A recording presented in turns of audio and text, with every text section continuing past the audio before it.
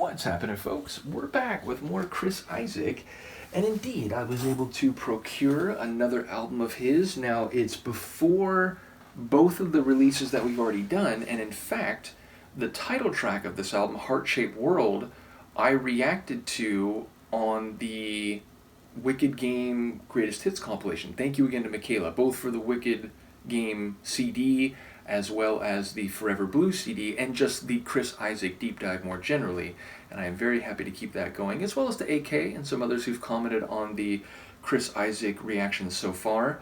But the first track on Heart-Shaped World that wasn't on the Wicked Game compilation, make sure I have it right. Yeah, it's I'm Not Waiting. I was like, wait, is it I am waiting or I'm not waiting? So yeah, I don't know, it's a phrase of intent and an indication that the narrator, whether it's waiting in a more literal time sense or waiting for someone to act in a certain way, to respond to them, or to connect with the narrator, he is not going to be expecting that, or indeed spending any more time or effort or emotion anticipating or waiting for this other person. So in fact, it might not even be for another person, right? It'd be like, I'm not waiting for life to turn my way. I'm going to go get it. It could be a phrase that is less about an interpersonal relationship and more about his own life trajectory. So either way, I will try to catch what I can. Let's hear it. This is Chris Isaak, and the song is I'm Not Waiting from his 1989 album, Heart-Shaped World.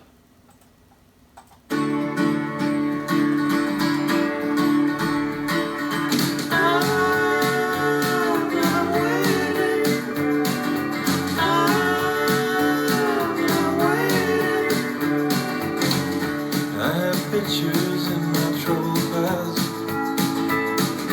and they shake like broken glass. I have memories I kept of you. I return them with the past. 'Cause I'm not waiting for you anymore. I don't care what might have been. I'm not waiting for you.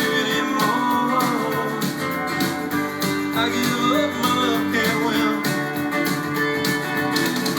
But in my heart, I know that though I go, I love you stay.